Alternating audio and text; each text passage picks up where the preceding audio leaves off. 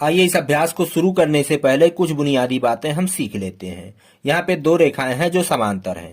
रेखा L और M ये दोनों रेखाएं समांतर हैं जिन्हें एक तिर्यक रेखा N प्रतिच्छेद करती है। यहाँ पे कुल मिलाकर 8 कोण बन रहे हैं। कोण 1, कोण 2, 3, 4, 5, 6, 7 और 8। जब यहाँ पे दो रेखाएं समांतर हैं, L समांतर है M और N तिर्यक रेखा है और N तिर्यक रेखा है,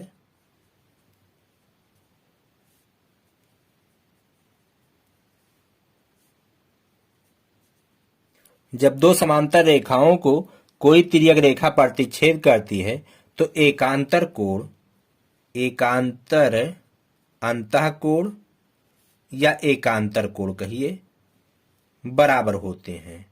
एकांतर कोण के यहाँ पे दो जोड़े हैं, 4 और 6 पहला जोड़ा, 3 और 5 दूसरा जोड़ा। तो कोण 3 बराबर होगा कोण 5 के और कोण 4 बराबर होगा कोण 6 के। कोण 4 बराबर होगा कोण 6 के। जब दो समांतर रेखाओं को कोई तिर्यक रेखा प्रतिच्छेद करती है तो एकांतर अंतःकोण के युग्म बराबर होते हैं। अब आइए दूसरा देखते हैं, संगत कोण। संगत कोण के 4 युग्म हैं। पहला 1 और 6, तो संगत कोण भी बराबर होते हैं। कोण 1 बराबर कोण 6। उसी तरह से दूसरा जोड़ा 3 और 8 का है। कोण 3 बराबर कोण 8। इधर देखते हैं, कोण 2 बराबर कोण 5। कोण 2 और कोण 5 ये संगत कोण का जोड़ा है। कोण 4 और कोण 7 ये भी बराबर होंगे। कोण 4 बराबर कोण 7। अब तीसरा चीज देखते हैं, तिर्यक रेखा के द्वारा एक ही तरफ बने अंतःकोण। तिर्यक रेखा के द्वारा, तिर्यक रेखा द्वारा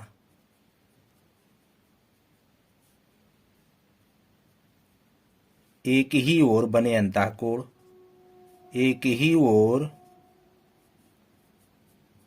बने अंतःकोण, बने अंतःकोण।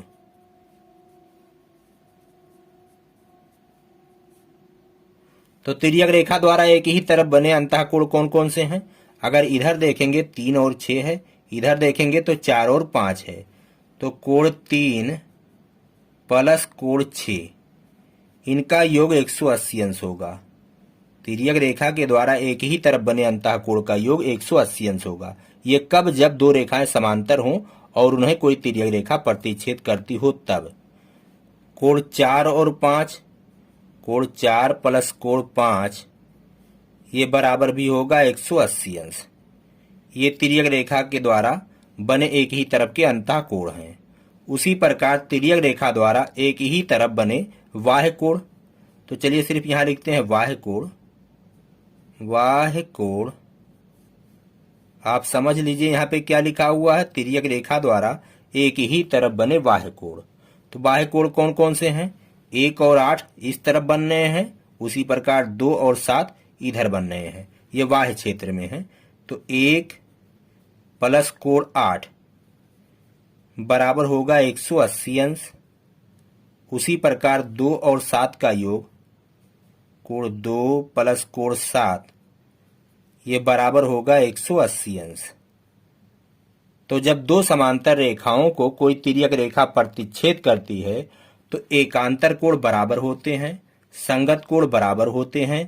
तिर्यक रेखा द्वारा, यहाँ पे आ का मात्रा होना चाहिए, एक ही ओर बने अंतःकोण, तिर्यक रेखा द्वारा एक ही तरफ बने अंतःकोण का योग 180 अंश होता है और तिर्यक रेखा द्वारा एक ही तरफ बने बाह्य कोण का योग भी 180 अंश होता है। अब आइए इसका विलोम जान लेते हैं। जैसे दो रेखाएं हैं, एक ये रेखा है और दूसरी ये वाली रेखा है, इन्हें कोई रेखा प्रतिच्छेद करती है, ये तिर्यक रेखा है। चलिए इसका नाम रखते हैं P, इसका नाम Q और इस तिर्यक रेखा का नाम R। अब यहां पे अगर एकांतर कोण बराबर हों ये वाला कोण और ये वाला कोण बराबर हों, जो कि एकांतर कोण हैं। अगर एकांतर कोण बराबर हैं तो इसका मतलब कि ये दोनों रेखाएं समांतर हैं। अगर समांतर हैं तो हमने यहाँ पे क्या बताया कि एकांतर कोण बराबर होते हैं, संगत कोण बराबर होते हैं, तिर्यक रेखा द्वारा एक ही तरफ बने अंतःकोण का योग 180 अंश होता है, तिर्यक रेखा द्वारा एक ही तरफ बने बाह्य कोण का योग 180 अंश होता है। तो इसका विलोम भी तो होगा। एकांतर कोण अगर बराबर हैं तो इसका मतलब ये रेखाएं समांतर हैं। या संगत कोण बराबर हैं, जैसे ये वाला कोण इस कोण के बराबर है तो ये संगत कोण है, और अगर संगत कोण बराबर है तो इसका मतलब ये रेखाएं समांतर हैं। जब समांतर होती हैं तो संगत कोण बराबर होते हैं। इसका उल्टा, जब अगर संगत कोण बराबर हैं तो रेखाएं समांतर हैं। या एक ही तरफ बने अंतःकोण का योग, जैसे ये वाला कोण और ये वाला कोण, इनका योग किया जाए और योगफल 180 अंश आए तो इसका मतलब ये दोनों रेखाएं समांतर हैं। या तिर्यक रेखा द्वारा बने एक ही तरफ बाह्य कोण का योग 180 अंश हो, जैसे ये वाला और ये वाला तिर्यक रेखा द्वारा एक ही तरफ बने बाह्य कोण हैं, तो ये रेखाएं और ये रेखा और ये रेखा, दोनों रेखाएं समांतर हैं। तो आप समझ गए होंगे। अब आइए अभ्यास को हम शुरू करते हैं। पहला प्रश्न है, निम्नांकित चित्रों में दो रेखाएं L और M को एक तिर्यक रेखा T काटती है। कुछ कोणों के माप लिखे गए हैं। बताइए कि क्या L और M समांतर हैं?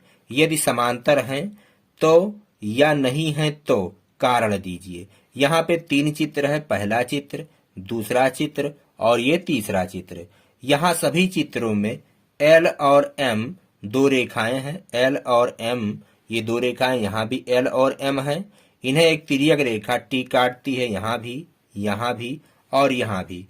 कुछ कोणों के माप दिए गए हैं। हमें बताना है कि L और M समांतर हैं या नहीं हैं। अगर समांतर हैं तो भी कारण देना है, नहीं है तो भी कारण देना है।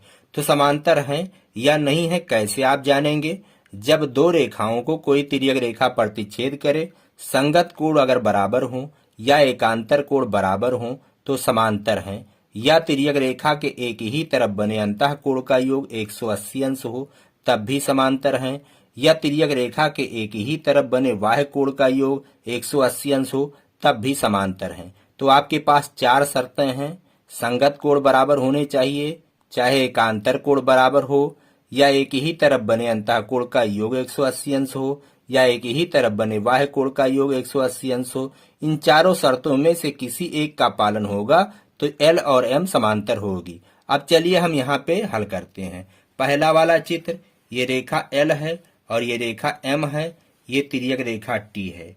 50 अंश ये वाला कोण दिया गया है और ये वाला कोण 125 अंश दिया गया है।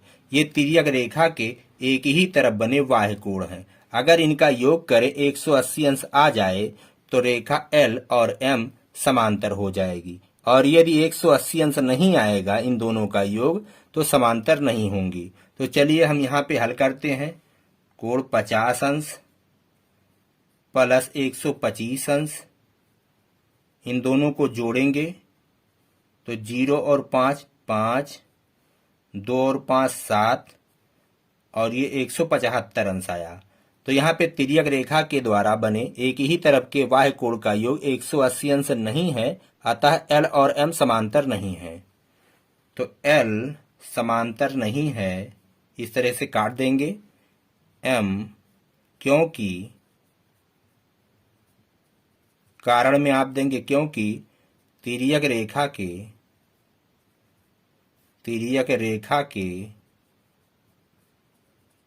एक ही ओर बने बाह्य कोण का योग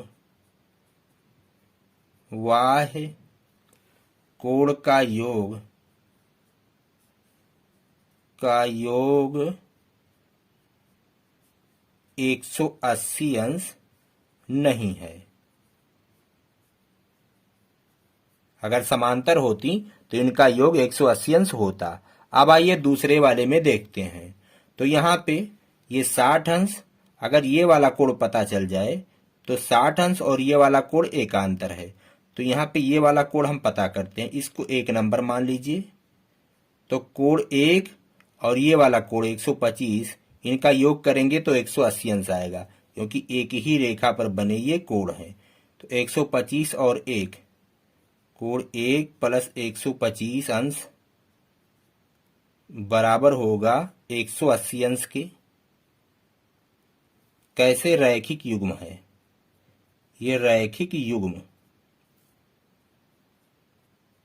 जब कोण 1 पता चल जाएगा तभी हम ये वाला कोण और ये वाला कोण देखेंगे कि बराबर है कि नहीं, क्योंकि ये और ये एकांतर कोण हैं।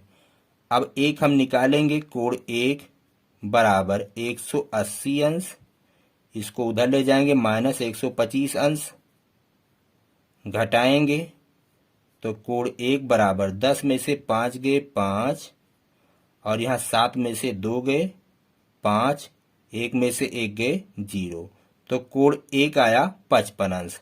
और कोण 1 बराबर नहीं है 60 अंश के। कोण 1 और 60 अंश ये एकांतर कोण हैं, तो यहाँ पे लिखेंगे एकांतर कोण, एकांतर कोण बराबर नहीं है, नहीं है, इसलिए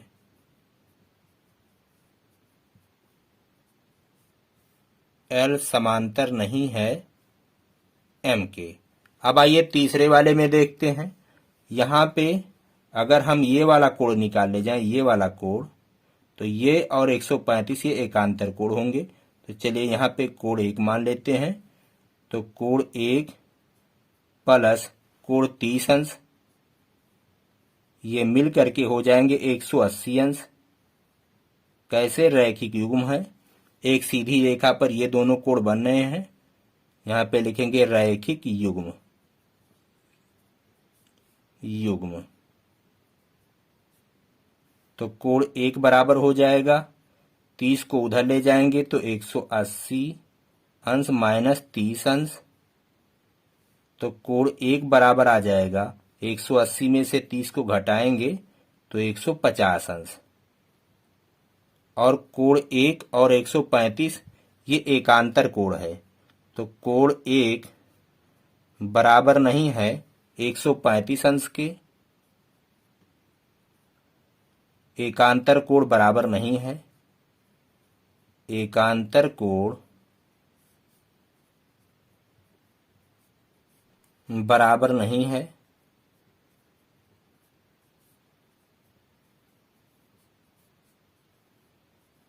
इसलिए चलिए यहीं पे लिख देते हैं L समांतर नहीं है M के। तो इस तरह से ये प्रश्न समाप्त होता है। अब आइए अगला प्रश्न हल करते हैं। दूसरा प्रश्न है, चित्र में AB समांतर CD और CD समांतर EF, क्या AB EF के समांतर है? कारण बताइए। चलिए यहाँ पे समझ लेते हैं।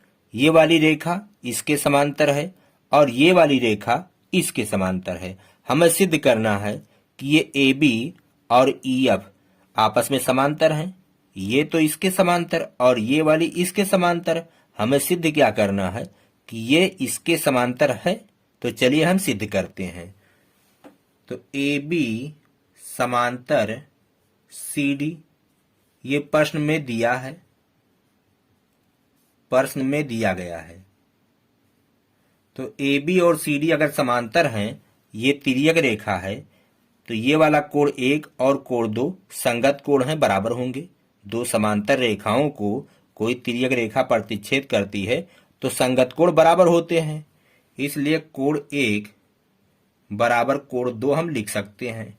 क्यों? ये संगत कोण है, संगत कोण।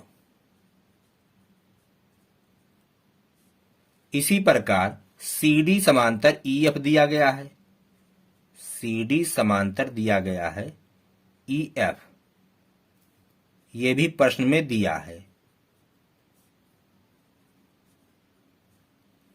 CD और EF अगर समांतर हैं, CD ये वाली और ये वाली समांतर हैं, ये तिर्यक रेखा है, तो कोण 2 और 3 संगत कोण हैं। ये रेखाएं जब समांतर हैं तो संगत कोण बराबर होंगे। कोण 2 बराबर होगा कोण 3 के। क्यों? ये संगत कोण है, संगत कोण। अब यहां से और यहां से, चूंकि कोण 1 बराबर है कोण 2 के, व कोण 2 बराबर है कोण 3 के, 1 2 के बराबर है और 2 3 के बराबर है, तो हम लिख सकते हैं इसलिए कोण 1 बराबर कोण 3 के। कोण 1 2 के बराबर, 2 3 के बराबर, तो कोण 1 कोण 3 के बराबर है। अब कोण 1 देखिए यहां पे है और कोण 3 यहां पे है। एक ये वाली रेखा AB है और एक ये वाली रेखा EF है और ये तिर्यक रेखा है। तो इन दोनों रेखाओं को कोई तिर्यक रेखा ये प्रतिच्छेद कर रही है और ये वाला कोण संगत कोण है। संगत कोण बराबर है, तो इसका मतलब ये और ये समांतर हैं। तो कोण 1 और 3 जो संगत कोण हैं,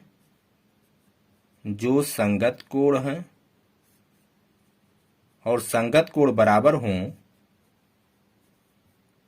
कोण बराबर हों, तो इसका मतलब ये वाली रेखा और ये वाली रेखा समांतर है।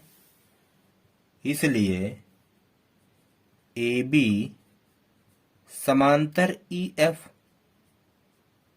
और यही पूछ रहा था, क्या AB समांतर EF? कारण बताइए। तो ये कारण है।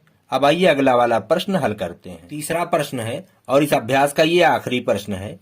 चित्र में कोण 1 और कोण 2 समान है। यहाँ चित्र में कोण 1 और कोण 2 समान है। कारण बताइए जिससे यह सिद्ध हो सके कि L समांतर M। ये वाली रेखा L है और ये वाली रेखा M है। ये तिर्यक रेखा T है। कह रहा कारण बताइए कि L और M समांतर है, जबकि कोण 1 बराबर कोण 2 दिया गया है। तो कोण 1 बराबर कोण 2 ये दिया है।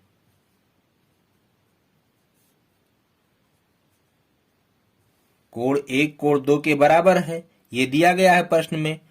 और T तिर्यक रेखा है जो L व M को काट रही है। तो T तिर्यक रेखा है, T तिर्यक रेखा है जो L और M को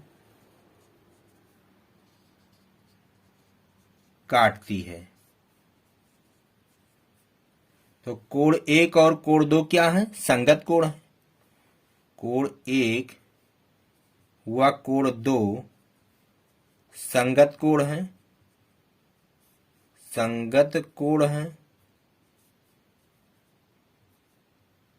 और संगत कोण बराबर हैं। यहाँ पे देखिए कोण 1 कोण 2 के बराबर है। प्रश्न में दिया गया है कोण 1 और कोण 2 समान है। यदि संगत कोण समान है तो इसका मतलब ये दोनों रेखाएं समांतर हैं। इसलिए L समांतर है M के। यही हमें करना था। तो मैं आशा करता हूं कि आपके समझ में आया होगा। हम मिलेंगे आपसे अगले वीडियो में। कहते हैं जय हिंद, जय भारत।